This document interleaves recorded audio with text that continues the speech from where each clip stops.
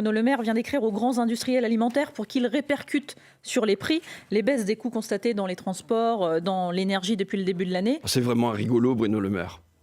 À un moment, il lance des numéros verts tous azimuts. Ensuite, on a Bruno demande aux industriels ou à Total. Maintenant, on a Bruno Le Maire écrit des courriers. Alors là, on sent que ça va trembler dans les guibolles. Mais ça se traduit à chaque fois par des réactions. Ça se traduit par rien du tout. Quand il s'agit de dire aux Français de travailler 2 ans de plus, est-ce que M. Bruno Le Maire envoie un courrier aux Français en leur disant « ça serait sympa de travailler 2 ans de plus » ? Non, c'est bizarre. Là, on passe par la loi, on passe par des règles. Qu'est-ce qu'il devrait faire ? La première chose, c'est indexer les salaires sur l'inflation. Les Français doivent vivre de leur travail. Le contre-argument, c'est que ça crée une spirale inflationniste. Alors là, c'est formidable, parce que regardez, ça c'est le contre-argument de Bruno Le Maire, justement, qui est finalement en ce moment le plus mauvais économiste de France. La Banque Centrale Européenne, elle s'est réunie pendant 1 semaine dans un igloo en Finlande, dans un petit village, en séminaire, en se demandant qu'est-ce qui se passe. On a en ce moment de l'inflation, il n'y a pas de salaire qui augmente.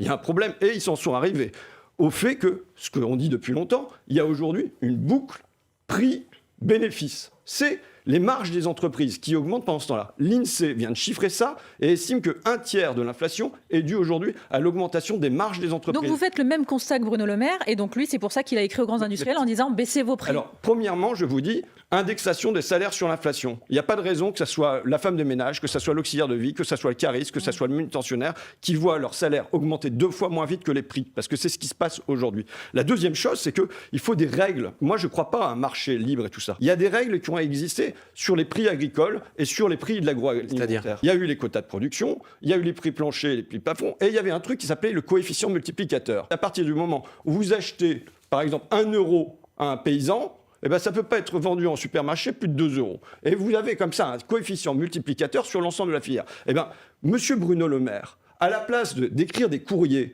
pour demander aux industriels très gentiment de baisser leurs profits, et on verra que l'effet à la fin il sera marginal. Ils feront un petit truc pour être gentils, ils feront l'aumône. Comment on rétablit la chaîne de valeur? Où est-ce qu'on met de la valeur? Aujourd'hui, ce n'est pas les agriculteurs qui captent la valeur, ce sont les industriels. C'est même pas la grande distribution. Si je veux dédouaner quelqu'un, il semble qu'à l'arrivée, ce n'est pas la grande distribution qui se gave là-dessus. Le vrai choix qui est posé aux Français, qui devrait être posé aux Français pour la suite, c'est est-ce qu'on pense qu'il faut un marché libre, une concurrence libre et non faussée, ou il ne s'agit pas de sortir du capitalisme là, mais se demander s'il ne faut pas de régulation du marché, de l'encadrement du marché, et ça sur plein de sujets. Sur le sujet du logement, sur le sujet de l'énergie. Comment ça se fait qu'on a du prix de l'électricité qui bondit dans tous les sens? Et tous les jours où M. Bruno Le Maire envoie des courriers aux industriels, c'est tous les jours où il ne nous permet pas d'opérer un vrai choix pour notre pays.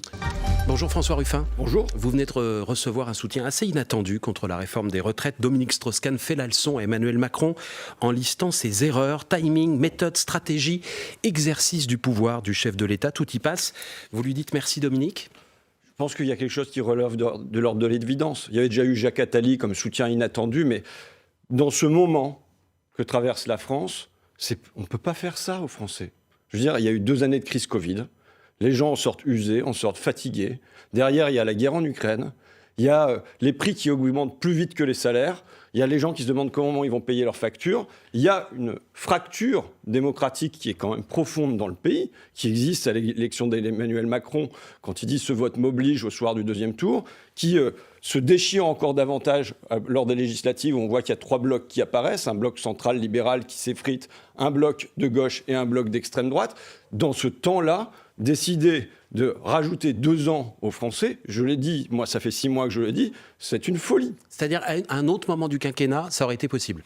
En tout cas, je dis la crise Covid comme point de naissance de l'histoire récente. À un moment où le président de la République vient dire aux Français, aux Françaises, aux travailleuses et aux travailleurs de la 2e ligne qu'il y aura pour eux reconnaissance et rémunération. Voilà l'engagement à l'égard des femmes de ménage, des auxiliaires de vie, des caristes, des camionneurs. Vous savez, là, je rencontrais un gars qui travaille chez Saint-Gobain, donc dans une verrerie qui est dans des fours à 70 degrés, qui travaille de nuit. Il sait que c'est 10 ans d'espérance de vie en moins, et on vient lui dire non seulement tu as ton salaire qui aujourd'hui est rogné par l'inflation, mais en plus tu vas te prendre 2 ans de plus. Il n'aura pas la pénibilité? Non, il n'aura pas la pénibilité. Pourquoi? Parce que c'est pas compris dans les critères de pénibilité, parce qu'il y a des moments où ils sortent, ils sont à 25 degrés. Les critères de pénibilité, permettez-moi de le dire avec mes mots qui sont un peu emplis de colère parce que j'ai vu sur le terrain, c'est de la foutaise. Moi, je rencontre des travailleurs de chez Mersenne, de chez Dunlop et ainsi de suite, qui travaillent en 5-8, qui sont dans des conditions très difficiles à la fois sur le terrain des horaires et sur le terrain du rythme de travail. Et tout ça, ça n'est pas compris dans les critères de pénibilité. Donc ça marche pas. Ça marche pas et les gens le sentent. Et vous savez, moi, ce que je vois, et qui me paraît... Enfin, le dernier truc tragique que je vois, c'est des gens qui, aujourd'hui, sont en inaptitude. Ils peuvent plus. Ils vont voir leur médecin du travail qui dit, voilà, vous êtes en inaptitude. Il n'y a plus de postes qui sont proposés dans l'entreprise. Tout ce qu'on propose, c'est de les mettre dehors. Voilà comment ça se passe concrètement aujourd'hui. François Ruffin, le Conseil constitutionnel doit donner son avis sur la réforme des retraites. Est-ce que cette décision du Conseil constitutionnel, elle s'imposera à tous, peu importe le résultat ?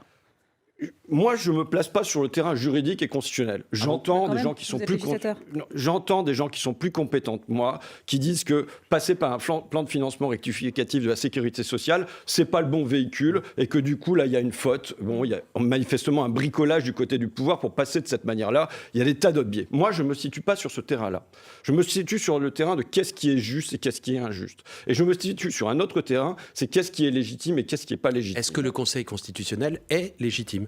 La question, il est sans doute légitime pour dire si c'est conforme ou non à la Constitution. Le fait que ça soit conforme ou non à la Constitution, ça ne veut pas dire que c'est bon aujourd'hui pour le pays et que c'est bon pour notre démocratie. Ça veut dire que si le Conseil constitutionnel valide la réforme, vous continuerez à manifester ? Il continuera à y avoir une opposition à cette loi qui, de toute façon, dans la durée, sera défaite. Laurent Berger dit on ne va pas continuer pendant 6 mois. Dans la durée, cette loi sera défaite. Vous savez, quand, dans la durée, 2/3 des Français disent non à cette réforme, quand les 4 salariés sur 5, qui sont quand même les premiers concernés, disent non à cette réforme. Quand tous les syndicats unis disent non à cette réforme. Quand on a 1, 2, 3, 4, 5 manifestations avec 1, 2, 3 millions de personnes qui disent non à cette réforme. Quand on passe même pas par l'Assemblée parce qu'on sait que les votes des députés auraient été non à cette réforme. À un moment, il y a un problème de légitimité de cette réforme. Et donc je dis, l'évidence, cette réforme, elle sera défaite soit par les luttes, soit par un référendum, soit par une élection future. C'est pas ce que dit le gouvernement. Le gouvernement dit ce qui va acter le chemin démocratique de la loi, c'est le Conseil constitutionnel. Emmanuel Macron propose même il donne rendez-vous aux syndicats vendredi après la décision du Conseil constitutionnel. Est-ce qu'ils doivent se rendre à l'Élysée ? Je ne suis pas Laurent Berger. Je ne suis pas Sophie Binet. Vous les recevrez, vous les interrogerez là-dessus. Maintenant, quand j'entends que le président de la République use du mot concorde, j'espère que c'est avec une pointe d'ironie dans sa bouche, parce que c'est quand même l'homme qui est supposé être le garant de l'unité de la nation et qui, depuis 1 an, ne fait que semer les brandons de la discorde. Je veux dire, il y avait tout à faire dans ce pays pour le rassembler. Dans un moment où, je le redis, et je suis venu sur votre plateau pour vous dire mon inquiétude à la sortie des élections législatives, avec un pays qui est profondément fracturé, qui est profondément fragilisé. Il y avait beaucoup à faire pour nous rassembler. Regardez, je vois le dernier rapport de l'IGAS, l'Inspection générale des affaires sociales, qui vient dire, sur les crèches, qui vient dire maltraitance dans les crèches, qui vient dire maltraitance institutionnelle. Il ne s'agit pas de mettre en cause les professionnels, mais enfin, avec des enfants qui n'ont pas de lit pour dormir, avec des enfants qui sont oubliés sur les toilettes. Ça, c'est Emmanuel Macron ? En tout cas, il avait entamé quelque chose qui était le projet pour les 1000 premiers jours. Voilà quelque chose qui pouvait nous rassembler. Moi, j'avais posé la question, entre autres métiers du lien, des assistantes maternelles. Mais ça n'empêche pas de lancer plusieurs chantiers à la fois. Si, ça empêche de lancer plusieurs chantiers à la fois. Ça empêche pour plein de raisons. Ça empêche parce que là, on est mis dans un immense gâchis depuis 6 mois, qui est que cette question-là, par exemple, mais la question de la sécheresse, mais des tas d'autres questions, on devait se rassembler pour les résoudre ensemble. On devait rassembler le pays. Et à la place de ça, on le fracture. Première raison. Deuxième raison, ce qui est fait au travail. Ce qui est fait au travail à des gens qui aiment leur travail, qui n'aiment pas la manière dont on leur fait faire leur travail, qui ont continué à faire leur travail pendant la crise Covid, qui le font là, par exemple, dans les crèches, dans des très mauvaises conditions. Et qu'est-ce que c'est le message du pouvoir ? Le message d'un pouvoir qui promettait, il faudra se rappeler que notre pays tout entier repose aujourd'hui sur ces femmes et ces hommes que nos économies reconnaissent et rémunèrent si mal. Vous connaissez Emmanuel Macron par cœur. Oui, je connais mon Macron de gauche qui dure 30 secondes, donc c'est facile à retenir. Et qui ajoutait, les distinctions sociales ne peuvent reposer que sur l'utilité commune. Voilà la promesse qui était faite à ces travailleuses et à ces travailleurs. Dans la crise Covid. Oui, à la place de ça, derrière, il n'y a rien. Mais non seulement il n'y a rien, mais il y a une première peine qui est l'inflation qui vient gréver leur petit salaire. Sur l'inflation, François Ruffin. Et il y a une deuxième peine qui est ces 2 années supplémentaires. Qu'est-ce que ça produit ? Ça produit du dégoût, ça produit du ressentiment dans le cœur des gens. Sur l'inflation. Ça, normalement, le président de la République, comme garant de l'unité de la nation, il doit opérer un rassemblement. Et là, moi, je suis dépité pour mon pays, quoi. Le ministre de l'économie, Bruno Le Maire, vient d'écrire aux grands industriels alimentaires pour qu'ils répercutent sur les prix les baisses des coûts constatées dans les transports, dans l'énergie depuis le début de l'année.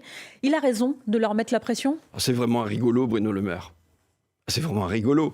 À un moment, il lance des numéros verts tous azimuts. Ensuite, on a Bruno demande aux industriels ou à Total. Maintenant, on a Bruno Le Maire écrit des courriers. Il écrit des courriers aux industriels. Alors là, on sent que ça va trembler dans les guibolles. Hein. Mais ça se traduit à chaque fois par des réactions. Ça se traduit par rien du tout derrière. Pour Total, par exemple, ça s'est traduit par une réaction. Alors, vous voulez qu'on revienne sur le débat Total? Non, mais parlons des industriels d'abord. Mais je vous dis, quand il s'agit de dire aux Français de travailler 2 ans de plus, est-ce que M. Bruno Le Maire envoie un courrier aux Français en leur disant « ça serait sympa de travailler 2 ans de plus » ? Non, c'est bizarre. Là, on passe par la loi, on passe par des règles. Qu'est-ce qu'il devrait faire ? Qu'est-ce qu'il devrait faire ? Il y a des choses qui ont... La première chose, c'est indexer les salaires sur l'inflation. Les Français doivent vivre de leur travail. Vous savez, qu'à chaque fois que vous ressortez cette proposition, on vous rappelle que c'est la gauche qui l'a mis en place et supprimé sous Mitterrand. Qui a été mise en place par Antoine Pinay, un homme de droite. Donc vous voyez, il n'y a pas de problème. Et remis en place par François Mitterrand, un homme de gauche. Et qui existe en Belgique, et supprimé par le même. Existe au Luxembourg. Mais vous connaissez le contre-argument, c'est que ça crée une spirale inflationniste. Alors là, c'est formidable, parce que regardez, ça c'est le contre-argument de Bruno Le Maire, justement, qui est finalement en ce moment le plus mauvais économiste de France. Bon, quand on regarde la Banque Centrale Européenne, elle s'est réunie pendant 1 semaine dans un igloo en Finlande, dans un petit village, en séminaire, en se demandant qu'est-ce qui se passe. On a en ce moment de l'inflation, il n'y a pas de salaire qui augmente. Il y a un problème et ils s'en sont arrivés au fait que, ce qu'on dit depuis longtemps, il y a aujourd'hui une boucle prix-bénéfice. C'est les marges des entreprises qui augmentent pendant ce temps-là. L'INSEE vient de chiffrer ça et estime qu'un tiers de l'inflation est dû aujourd'hui à l'augmentation des marges des entreprises. Donc vous faites le même constat que Bruno Le Maire, et donc lui, c'est pour ça qu'il a écrit aux grands industriels en disant baissez vos prix. Alors, premièrement, je vous dis, indexation des salaires sur l'inflation. Il n'y a pas de raison que ce soit la femme de ménage, que ce soit l'auxiliaire de vie, que ce soit le cariste, que ce soit le manutentionnaire, qui voient leur salaire augmenter 2 fois moins vite que les prix, parce que c'est ce qui se passe aujourd'hui. La deuxième chose, c'est qu'il faut des règles. Moi, je ne crois pas à un marché libre et tout ça. Il y a des règles. Il y a des règles qui ont existé sur les prix agricoles et sur les prix de l'agroalimentaire qu'on a détruit. Moi, je me suis bagarré pendant le précédent mandat sur les états généraux de l'alimentation pour qu'on remette ça en œuvre. Il y a eu les quotas de production, il y a eu les prix planchers, les prix plafonds, et il y avait un truc qui s'appelait le coefficient multiplicateur. Le coefficient multiplicateur, c'est à partir du moment où vous achetez, par exemple, 1 euro à un paysan, ça ne peut pas être vendu en supermarché plus de 2 euros. Et vous avez comme ça un coefficient multiplicateur sur l'ensemble de la filière. Monsieur Bruno Le Maire, à la place d'écrire des courriers pour demander aux industriels très gentiment de baisser leurs profits, et on verra que l'effet à la fin, il sera marginal. Ils feront un petit truc pour être gentils, ils feront l'aumône. Bon, ok, mais au-delà de ça, qu'est-ce qu'il faut ? Il nous faut imposer des règles. La question aujourd'hui... Et la règle, c'est quoi ? C'est le blocage des prix ? Mais non, le blocage des prix est une réponse temporaire. Si vous bloquez les prix demain dans les rayons des supermarchés, vous bloquez les revenus des agriculteurs aussi, on est d'accord ? Parce que les revenus des agriculteurs... Voire même vous les baissez. Non, c'est pas vrai. Bon, aujourd'hui, les revenus des agriculteurs, ils ont augmenté grâce à la crise en Ukraine. Maintenant, c'est comment on rétablit la chaîne de valeur ? Où est-ce qu'on met de la valeur ? Aujourd'hui, c'est pas les agriculteurs qui captent la valeur, ce sont les industriels. C'est même pas la grande distribution. Si je veux dédouaner quelqu'un, il semble qu'à l'arrivée, c'est pas la grande distribution qui se gave là-dessus. C'est l'industrie agroalimentaire. Donc, il faut rétablir des règles dans la chaîne de valeur. Et vous savez, c'est le vrai choix qui est posé là. Le vrai choix qui est posé aux Français, qui devrait être posé aux Français pour la suite, c'est est-ce qu'on pense qu'il faut un marché libre, une concurrence libre et non faussée, ou il ne s'agit pas de sortir du capitalisme là, mais se demander s'il ne faut pas de régulation du marché, de l'encadrement du marché, et ça sur plein de sujets, sur le sujet du logement, sur le sujet de l'énergie. Comment ça se fait qu'on a du prix de l'électricité qui bondit dans tous les sens ? Ça joue au niveau européen. Mais oui, mais c'est un prix qui mérite d'être encadré, d'être régulé aussi, et pas d'être laissé au libre cours du marché. Et je pense que c'est les vrais choix qui posent aux Français. Et tous les jours où M. Bruno Le Maire envoie des courriers aux industriels, c'est tous les jours où il ne nous permet pas d'opérer un vrai choix pour notre pays. Sur la crise à Taïwan et sur les menaces chinoises sur l'île de Taïwan, est-ce qu'Emmanuel Macron a raison de dire que l'Europe ne doit pas se mettre dans la roue des Américains, qu'il ne faut pas être suiviste ? Moi, là, je rejoins plutôt Emmanuel Macron. Plutôt ? Oui, je trouve qu'on est allié, on ne doit pas être aligné. Et je trouve que lui dit allié, pas vassal.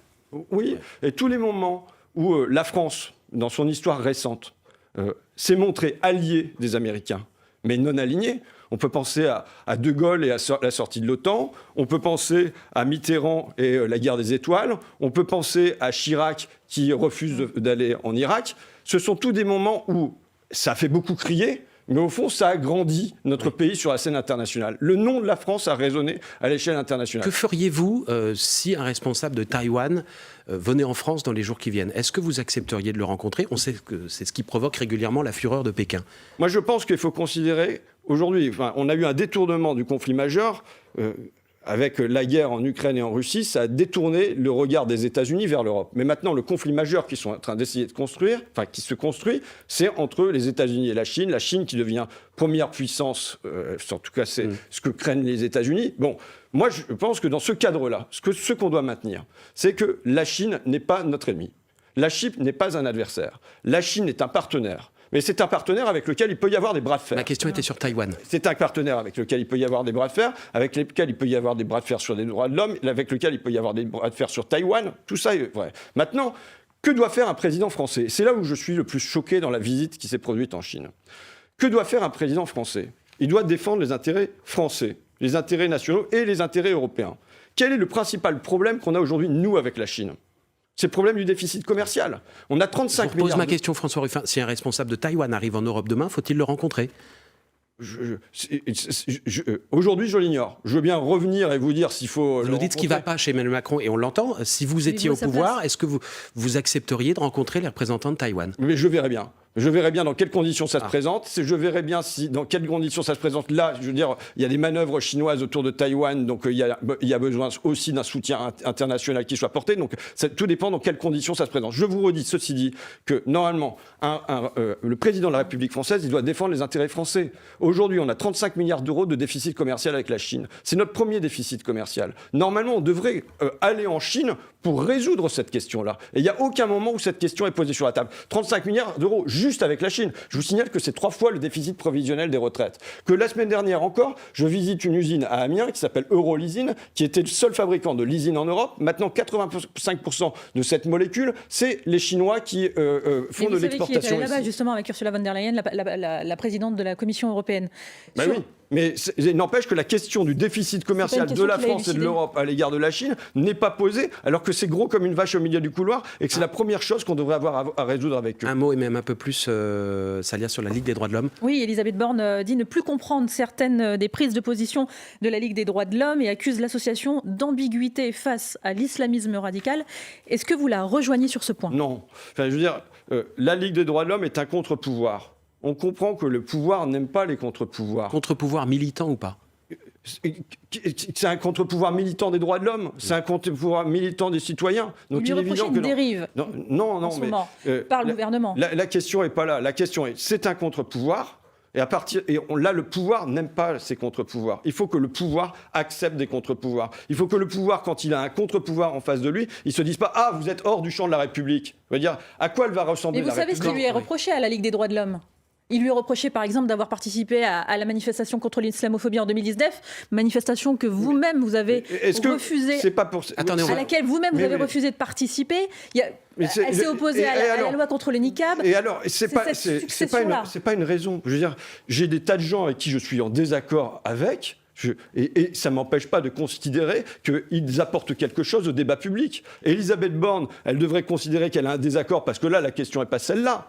La question aujourd'hui sur la table, c'est l'observation de ce qui s'est passé à Sainte-Soline. Bon, donc il s'agit pas de là on a qu'elle a attaqué la décision d'interdire les armes. Mais il s'agit de se dire que, y compris avec des gens avec qui on a des désaccords, ça participe du débat public, ça le nourrit, ça le construit. Et là, me dire, voilà, aller chercher la petite bête en disant, on vous donnera plus d'argent. Mais enfin, quelle manière minable de se comporter vis-à-vis d'une association qui est plus que centenaire, qui est née dans le cadre de l'affaire Dreyfus. Enfin bon, ça va pas. On ne doit pas rétrécir la République de cette manière-là. Ils sont pas d'accord, on n'est pas d'accord, mais c'est justement parce qu'on est juste sur la dérive. Mais non, il y a pas, c'est pas une question de dérive là. C'est pas. Et en plus, pointer ça à ce moment, au moment où la question c'est celle de comment on encadre, comment on fait pour sortir la France de la spirale de la violence. C'est ça la question qui devrait nous être posée. Comment on fait pour passer par-dessus ça? En citant un sondage qui vous met en bonne place dans l'optique de la prochaine élection présidentielle, Jean-Luc Mélenchon a tweeté « François est prêt, en avant ». Comment vous le prenez? C'est un adoubement ou alors le baiser du serpent? Non, moi je dis merci, c'est sympa tout ça. Maintenant, c'est gentil, mais c'est pas le moment. je pense qu'il y a un autre moment à vivre pour les Français aujourd'hui. Et surtout, qu'est-ce qu'il y a comme leçon à tirer des retraites? Quelles leçons vont tirer les Français? Je vous parlais de Jean-Luc Mélenchon. Je vous promets que j'y reviens. Ouais. Je vous promets que c'est lié. Qu'est-ce que c'est qu'ils se disent? Ils voient un homme tout seul à l'Élysée qui se prend pour un espèce de messie et qui peut décider contre le reste du pays. Et je pense qu'aujourd'hui, les Français, ils en ont marre de ça. Ils ne veulent pas ça. Mais vous voyez aussi qu'électoralement parlant, la situation ne profite pas aujourd'hui à votre camp. Oui, mais ça, c'est un autre problème. Ce qui a d'ailleurs agacé prodigieusement Jean-Luc Mélenchon ces derniers jours, qui s'en est pris à Libération, qui avait fait sa une là-dessus. Raison de plus pour pas... ce qui doit primer, c'est l'équipe. Donc c'est pas le bon timing aujourd'hui pour se dévoiler. Non, votre heure viendra, mais c'est pas tout de suite. Non, c'est pas ça le sujet. La question, si je vous dis, il y a un homme seul là-haut. La question, c'est maintenant, il faut une équipe en face. Mais c'est pas ce que dit Jean-Luc Mélenchon. Il dit c'est vous le prochain. Vous le recevez, d'accord? Vous discuterez avec lui. Oui. Moi, je dis l'équipe, vous en serez en tout cas, sans savoir qui sera le capitaine. J'espère bien en être. Oui, j'espère bien en être, et on verra si malheureusement je joue au foot le dimanche et des fois on me fait jouer arrière droit et j'aime pas trop ça. Mais voilà. Donc. Mais vous dites à Jean-Luc Mélenchon ce matin, c'est gentil, mais en fait là tu me fais du mal. Non, je dis pas ça.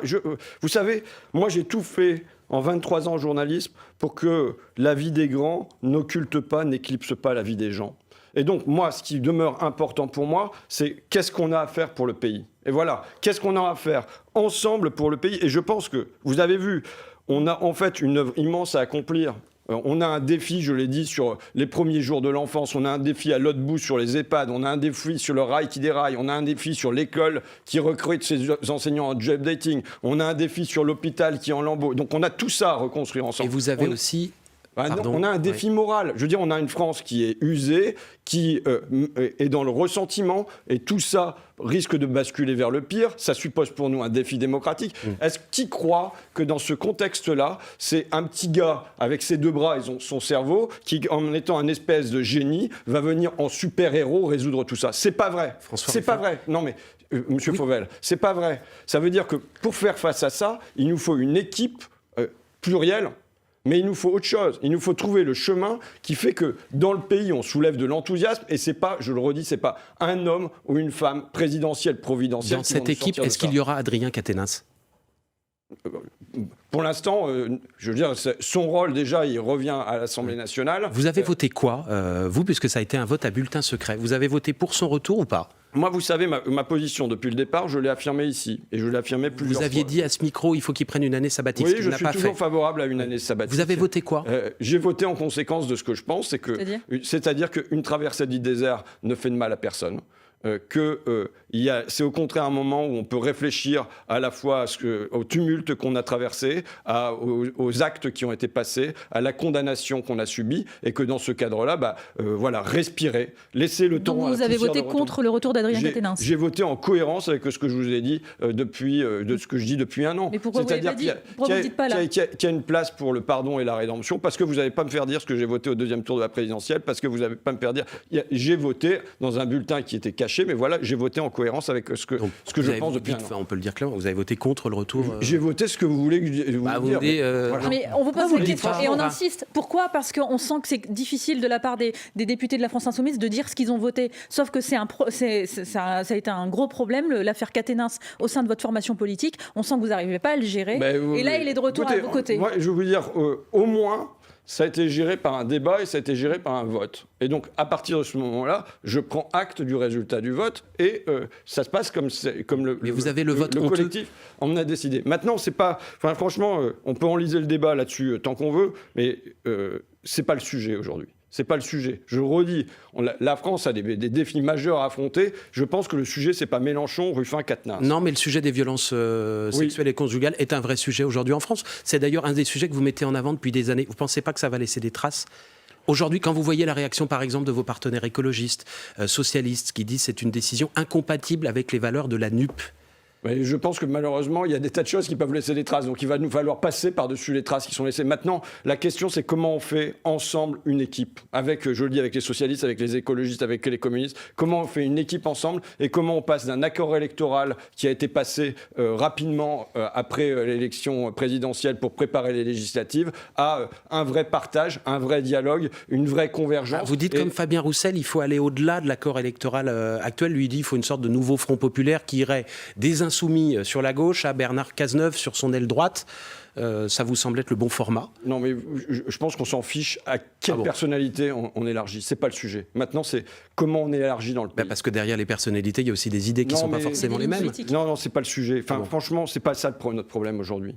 Notre problème aujourd'hui, c'est quand je vois qu'il y a 300, 400, 500 personnes qui manifestent à Friville-Escarbotin sur les retraites, comment demain, ces gens-là, ils viennent non seulement à gauche, mais comment ils portent un programme progressiste de gauche. Comment la gauche, elle se réancre profondément dans le pays. Et je doute que ça passe par des figures Cazeneuve et compagnie. C'est pas ça le sujet. Non, mais sur le fond, vous avez dit que vous étiez social-démocrate. Bernard Cazeneuve, il n'est pas de votre famille? Non, je veux dire... je ne veux pas refaire... vous savez, ça fait 5 ans que je suis à l'Assemblée et ça fait 5 ans que je n'ai pas dit un mot de mal d'une personne de gauche. Maintenant, quel est le bilan des années Hollande ? Le bilan des années Hollande, c'est non seulement d'avoir fait du crédit impôt compétitivité emploi à hauteur de 20 milliards d'euros sans contrepartie pour les entreprises, non seulement d'avoir fait la loi travail... Le mariage gay ? Non seulement d'avoir fait... Très bien, je prends, ok, au milieu du reste. Mais sur le plan social et économique, je ne prends pas. Je ne prends pas le bilan Hollande sur le plan social et économique et je ne prends pas que sur le plan politique. Ça a donné, placé sur le trône Emmanuel Macron. Voilà le bilan de François Hollande. Est-ce qu'on veut refaire ça? Non. Il s'agit quand même d'être clairement en rupture avec ça. Il s'agit d'être clairement en rupture avec ça pour dire que l'économie, le marché, il doit être encadré, il doit être régulé, que ça demande des décisions actives et que ça ne demande pas de faire du Bruno Le Maire. Merci François Ruffin, député insoumis. Merci à vous.